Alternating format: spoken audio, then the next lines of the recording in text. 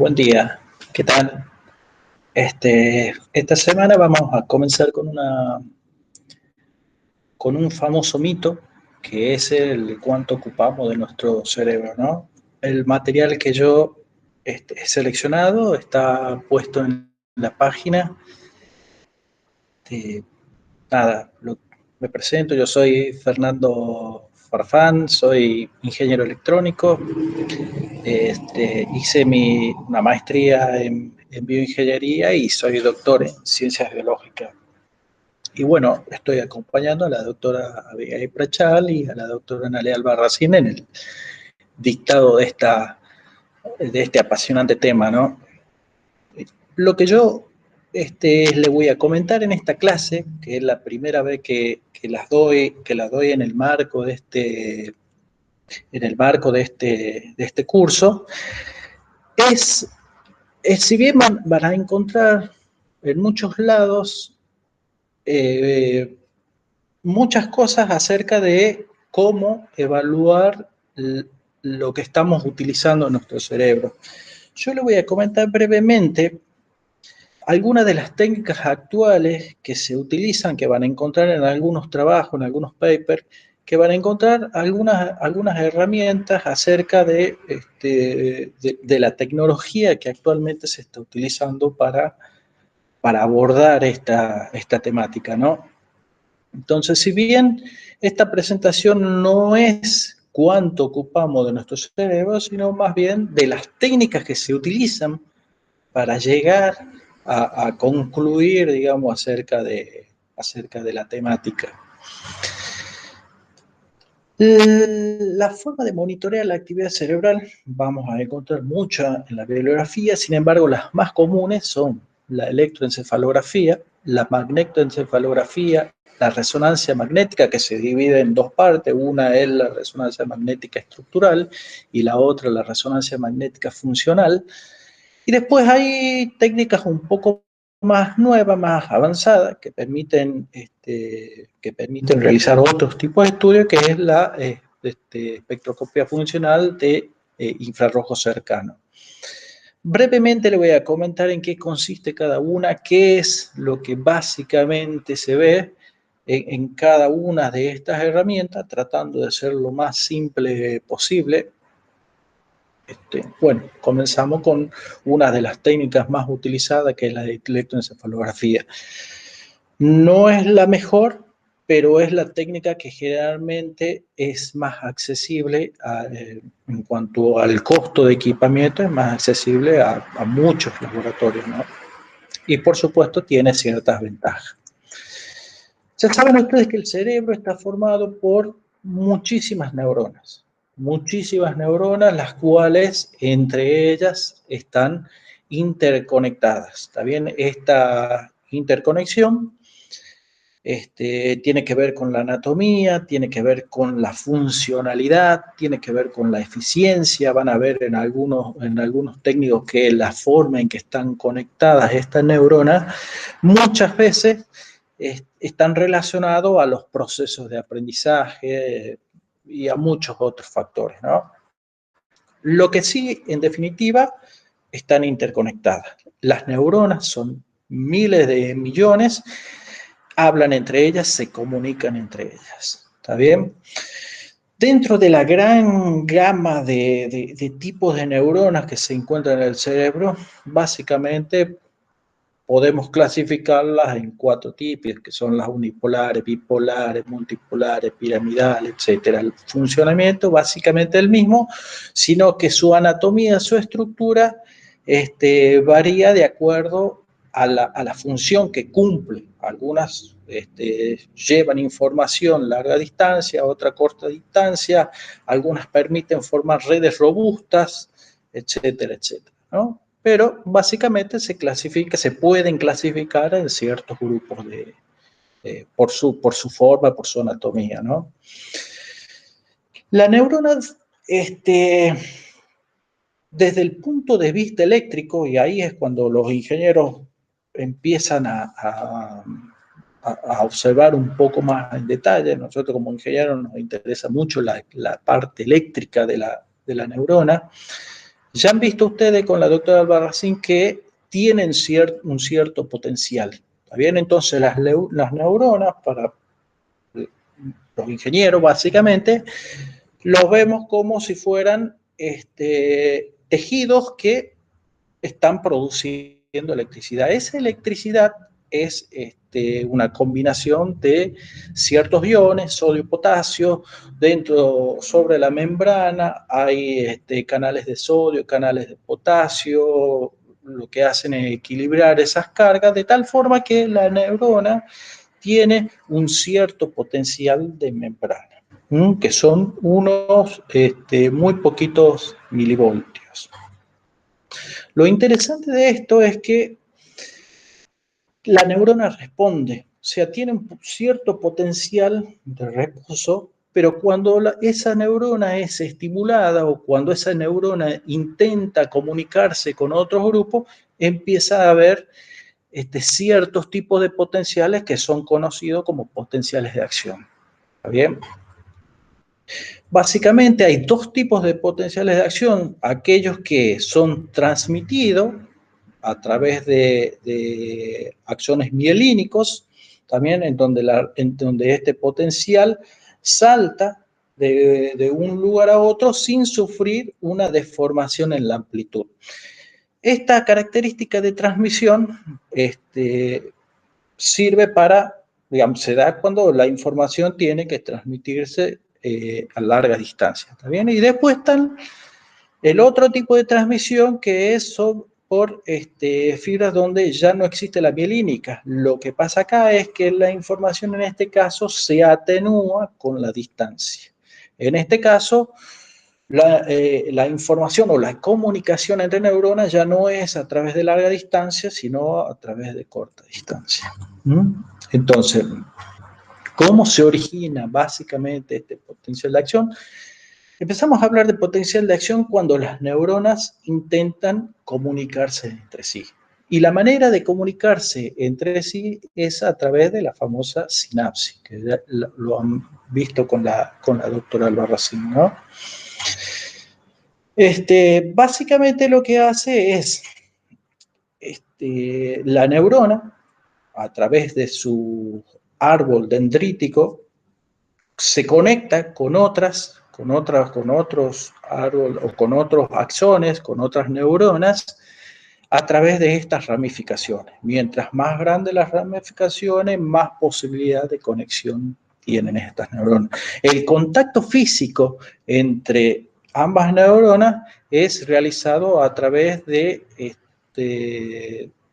estos lugares que son los lugares donde básicamente se hace la sinapsis, se hace la transmisión de información. Entonces, ¿qué es lo que hace el axón? A través de esta conexión, lo que hace la neurona, a través de estas conexiones lo que hace la neurona es recopilar información que finalmente es sumada, integrada, procesada y responde de una determinada manera, responde a través del axón. Entonces, recopila toda la información y la integra en el cuerpo neuronal y responde de alguna forma. Bien. ¿Cuándo responde la neurona? Bueno, básicamente responde cuando supera un determinado umbral. ¿Está bien? Perfecto.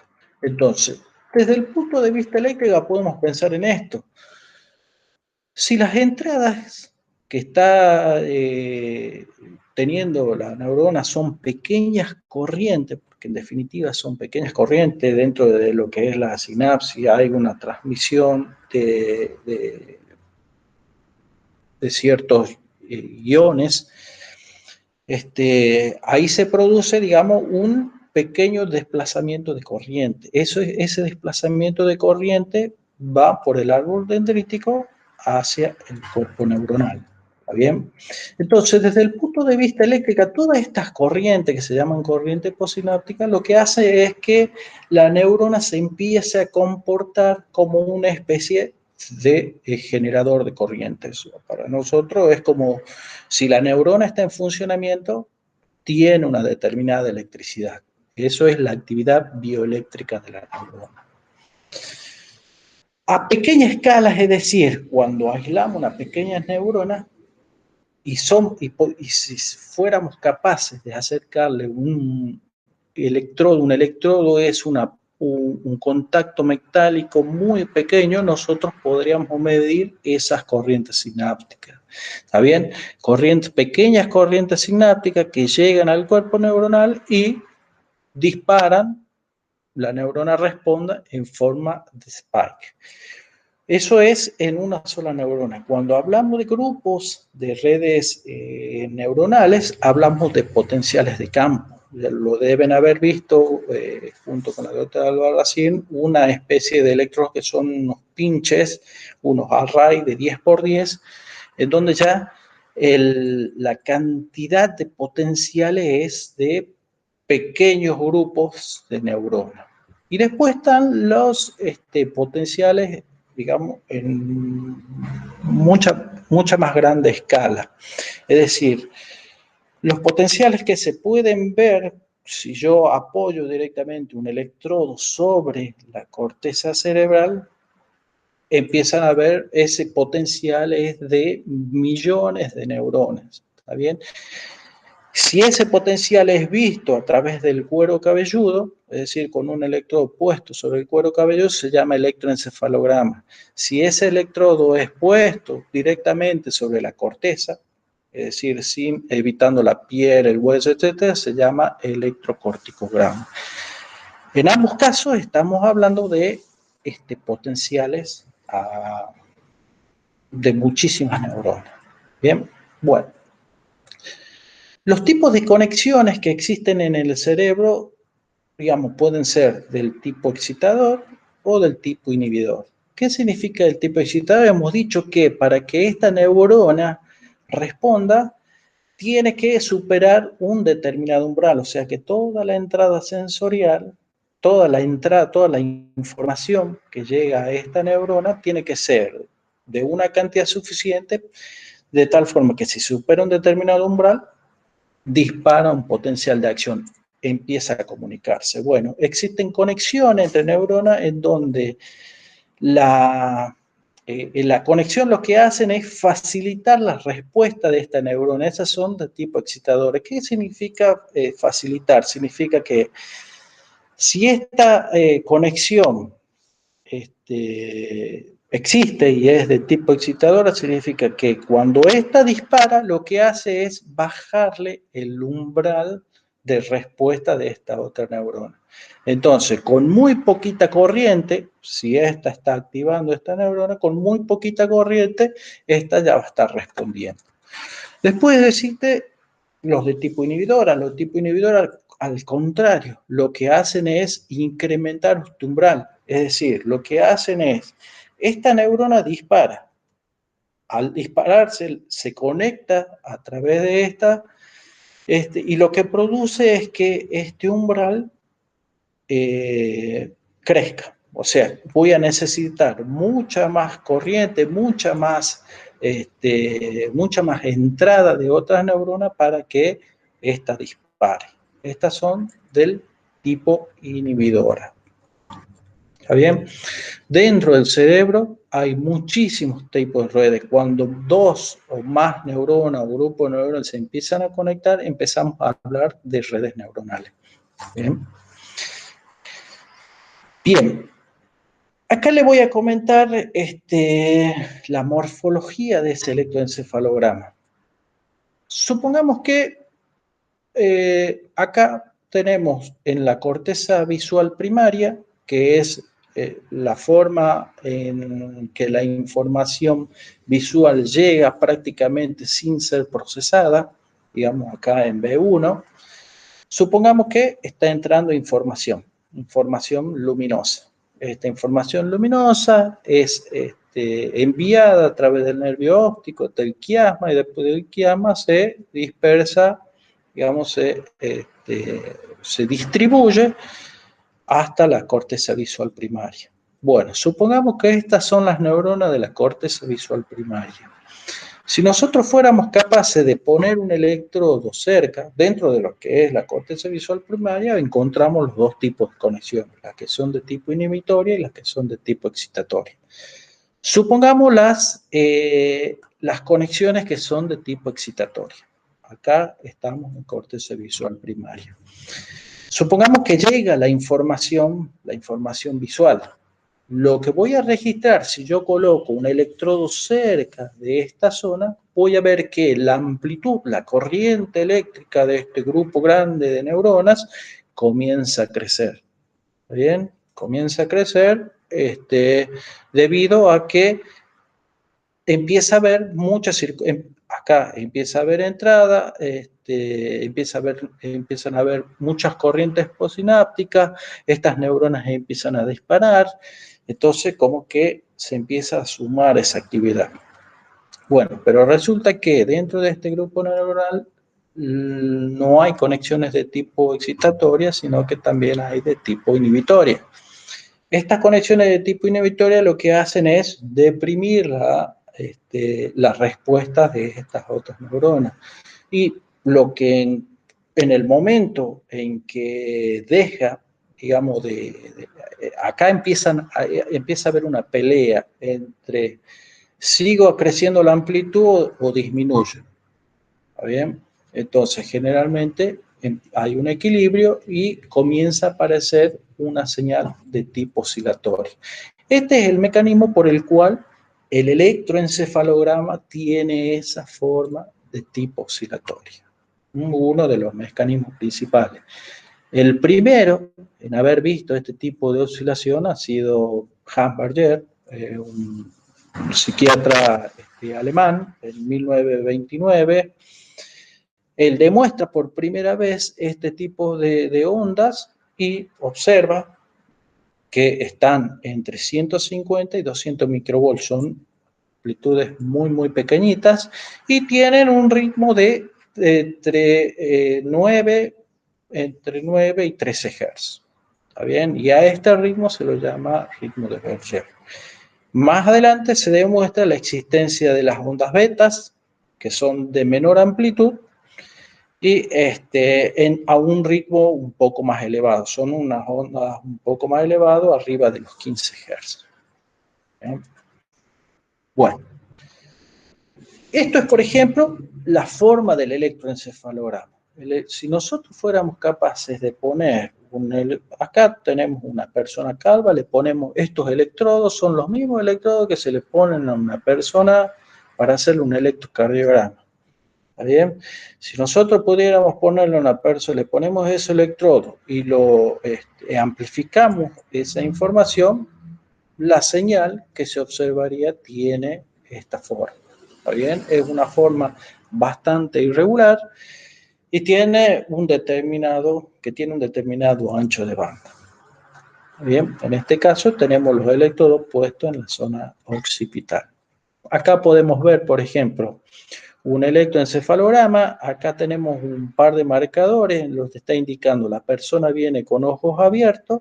De pronto, cuando comienza este marcador, cierra los ojos, se ve que hay un incremento en la amplitud. Esta es la famosa activación de la aparición de la onda alfa. Y acá cuando vuelve a aparecer este marcadorcito, desaparece. ¿Está bien? O sea, la persona abre los ojos y desaparece ese ritmo de alta amplitud. ¿Bien? Bien, eso es lo que es la electroencefalografía. La magnetoencefalografía es una técnica muy parecida a la electroencefalografía, pero un poco más complicada. Si tenemos un grupo de neuronas y ese grupo de neuronas está funcionando, es decir, que las corrientes postsinápticas están circulando a través de estas neuronas, lo que dice la ley una de las leyes de la física es que si hay corriente, hay un campo magnético. ¿Está bien? Entonces, si hablamos de un conjunto de neuronas en las cuales está circulando cierta corriente, es decir, tenemos un grupo de neuronas acá sobre la corteza, esta flechita que está acá es el resultante de estas tres vendría a ser como la sumatoria.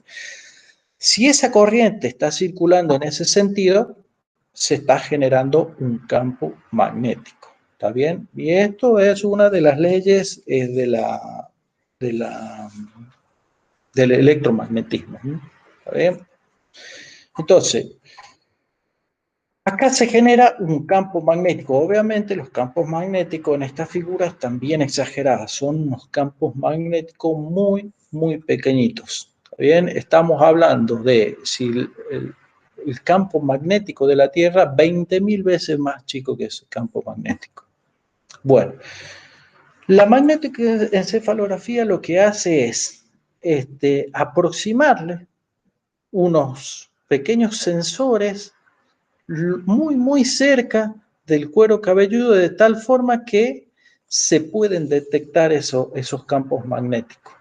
¿Está bien? Entonces, estos detectores es una tecnología muy, muy compleja, la física, por el cual permite transformar estos campos magnéticos en pequeñas corrientes y hacer una imagen de esa actividad es bastante compleja, ¿no? Lo que sí les puedo decir es que es tan complejo que estos detectores tienen que estar a una temperatura de aproximadamente 250, menos 250 grados para que puedan funcionar. Es por eso que los equipos para hacer estos estudios son unos equipos extremadamente caros, muy complejos.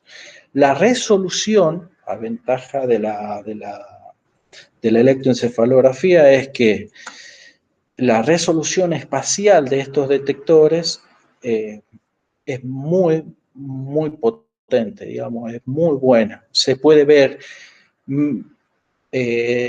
la información de pequeños grupos de neuronas, ¿está bien? Tan chiquito como chiquitos sean, el tamaño de estos sensores, de estos detectores, ¿está bien? Pero la tecnología que conlleva todo esto es muy compleja y muy cara.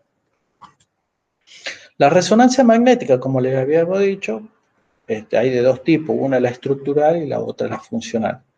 Yo le voy a comentar brevemente en qué consiste cada una. Básicamente la resonancia magnética consiste en, esto es un equipo comúnmente usado para hacer una resonancia magnética, es someter el cuerpo humano a una fuerza magnética, un campo magnético muy, muy fuerte. Muy, muy fuerte. ¿Está bien? Y ya vamos a ver por qué. ¿Por qué tienen que ser campos muy, muy fuertes? Bueno, uno de los principios en el que se basa esto es que nuestro cuerpo está formado por átomos de hidrógeno. Ya saben ustedes que nuestro cuerpo básicamente está compuesto por agua. El agua tiene dos tipos de átomos, los de hidrógeno y los de oxígeno. Hay una característica particular con los átomos de hidrógeno que es que debido a su estructura atómica, también tiene que ver con la física, que debido a su estructura atómica son capaces de generar campos magnéticos. ¿Bien? Si pudiéramos hablar de la composición del cuerpo humano, estamos hablando de un 60% de átomos de hidrógeno en mujeres, 65% en hombres. Por ejemplo, el cerebro está compuesto 83% de átomos de hidrógeno, los riñones 83%, los pulmones 85%, los ojos 95%, 75%, los músculos esqueléticos 75% y la sangre un 95%. Estamos hablando de grandes porcentajes de átomos de hidrógeno. ¿Qué tienen de particular estos átomos de hidrógeno? Bueno, resulta que en el cuerpo humano esos átomos de hidrógeno es una molécula y un eje de rotación. Estos átomos de hidrógeno generalmente están dispersos y apuntando hacia cualquier lado, de tal forma que la sumatoria de todos estos átomos de hidrógeno en cuanto a su poder magnético es cero, digamos, porque todos están apuntando hacia distintos lados. Bueno, cuando metemos el cuerpo en una máquina para hacer una resonancia, lo que estamos haciendo es someterlo a un campo magnético. Básicamente lo que se hace es alinear esos átomos de hidrógeno. Bien, entonces todos quedan alineando hacia un solo sentido y moviéndose de una determinada manera. Bien. Cuando están alineados, el equipo lo que hace es, bueno, ahora, una vez que están alineados, empiezo a ponerle pulsos de onda magnética en diferentes sentidos, de tal forma de que esos átomos de hidrógeno, roten. O sea, produzcan una rotación, puede ser de 90, como estamos mostrando en la figura, o puede ser de 180. El objetivo de esto es que de este estado de hidrógeno a este estado de rotación, los átomos de hidrógeno han adquirido un determinado nivel de energía. ¿Está bien? Esto es un estado de nivel de energía mucho más alto que este. ¿Está bien?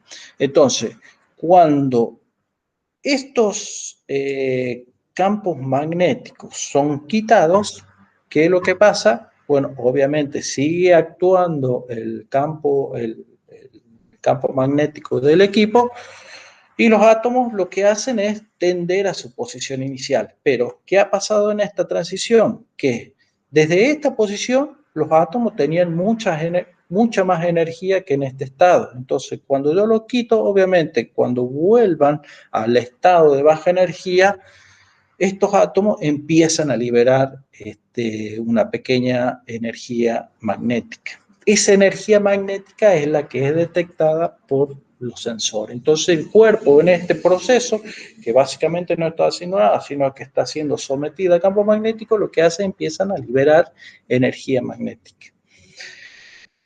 Dependiendo de la concentración de estos átomos de hidrógeno, es lo que se puede llegar a estas imágenes, que son las imágenes de resonancia magnética estructural.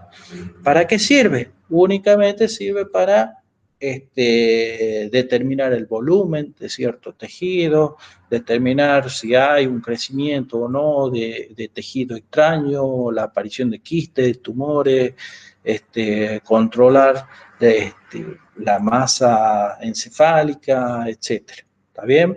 Acá es lo que estamos viendo es la estructura del cerebro. No estamos viendo el funcionamiento de ninguna manera. ¿Está bien? Entonces, para ver el funcionamiento se usa básicamente el mismo principio, pero ahora el mismo equipo, pero ahora se llama resonancia magnética funcional. Bien. A través de esta técnica sí se puede ver el funcionamiento del cerebro. Los estudios de resonancia magnética funcional básicamente tienen la resonancia magnética estructural, la imagen formada por la resonancia magnética estructural y estos colores que son los lugares donde hay cierta activación del cerebro. Ahora lo que vamos a ver, cómo se produce esa activación. Bueno, la resonancia magnética funcional, o fMRI, básicamente mide los cambios de oxigenación en la sangre. El equipo, ¿qué es lo que básicamente hace? Al cerebro lo divide en pequeños cubos que se llaman voxels. ¿Está bien? Es muy parecido a los píxeles, pero como es en el volumen, se llaman voxels. Esos cuadritos pueden ser de 2 por 2 por 2 milímetros. Son cuadritos muy, muy pequeñitos. Cada uno de estos cuadritos espacialmente está conformado por millones de neuronas. Tecnologías actuales han llegado a resoluciones mucho más pequeñas, en donde cada cubito obviamente está compuesto por una menor cantidad de neuronas y estamos hablando de mayor capacidad de resolución. ¿Está bien? Entonces, básicamente lo que hace la técnica es medir en cada uno de esos cubitos el oxígeno que hay. ¿Está bien? El oxígeno. ¿Por qué el oxígeno? Se preguntarán ustedes. Bueno, las neuronas cuando trabajan necesitan más oxígeno. Si una neurona está trabajando, obviamente está en actividad. Esa actividad consume un gasto energético y ese gasto energético está dado principalmente por la glucosa y el oxígeno. Y bueno, si las neuronas están funcionando, necesitan más oxígeno, ¿qué es lo que va a pasar? Va a haber un mayor requerimiento de sangre, el oxígeno que lleva la sangre es la que lleva el oxígeno al cerebro. Bueno, acá tenemos un pequeño problemita en cuanto a resolución temporal de esta técnica. Si bien le acabo de decir que es impresionante la resolución espacial que se llega a obtener con esto, la resolución temporal es bastante vaga. ¿Por qué bastante vaga? Porque desde el momento en que las neuronas comienzan a trabajar, tiene que pasar de 5 a 10 segundos hasta que se vea la aparición de una mayor circulación de la sangre. Es decir, el grupo de neuronas ha comenzado a trabajar en el instante t igual a 0. Ya ha dejado de trabajar, pero resulta que después de 5 a 10 segundos, recién se comienza a ver el efecto de haber visto o de haber dicho, bueno, este grupo está trabajando. ¿Bien? Hay como una información retardada. Y esto es debido a la respuesta hemodinámica. ¿Bien? La famosa respuesta hemodinámica. Bien.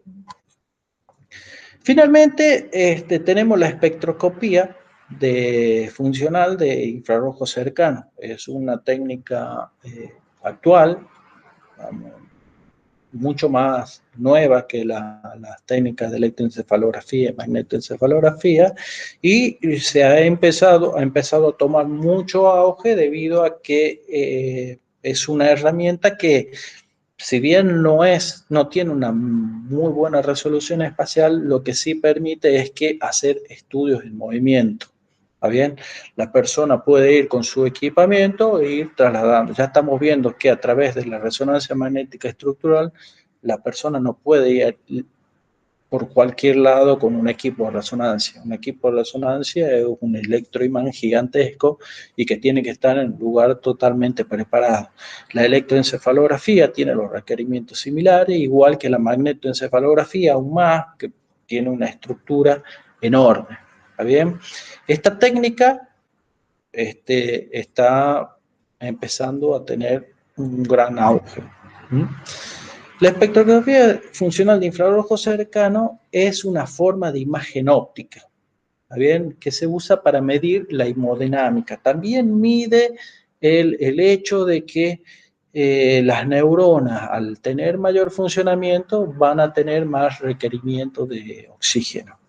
Bien, entonces básicamente consiste en un emisor de luz que está en el rango infrarrojo, bien, y hay unos pequeños fotodetectores que son sensores que miden la luz después de que ella haya atravesado el tejido.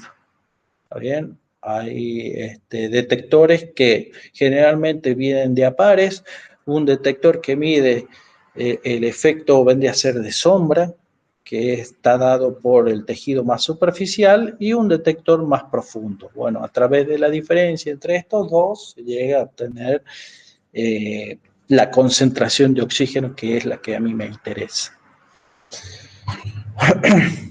Los equipos, como le estaba diciendo, tiene muy poca resolución espacial, pero pueden ser usados en prácticamente cualquier ámbito, digamos, una persona caminando, una persona haciendo un gesto deportivo, etc. Bien. Bueno, con esto, yo lo que quería es darle un pantallazo de las técnicas que van a encontrar comúnmente, técnicas que permiten estudiar, por ejemplo, la carga cognitiva. ¿Cuáles son las áreas que estoy utilizando cuando haga determinada tarea? Generalmente, cuando esas tareas son de tipo de reacción, son tipos rápidos que necesitan resolución temporal, generalmente se utiliza el electroencefalograma. ¿Está bien? La electroencefalografía es una de las técnicas que permite una mayor resolución espacial. Cuando yo necesito determinar pequeñas estructuras dentro del cerebro que funcionan o que se conectan con otras pequeñas estructuras, generalmente se utiliza la resonancia magnética funcional. Obviamente que cuando se utilizan estas técnicas, ya no se tiene una buena resolución espacial, o sea, yo no puedo medir la reacción de una persona con este tipo de estudios.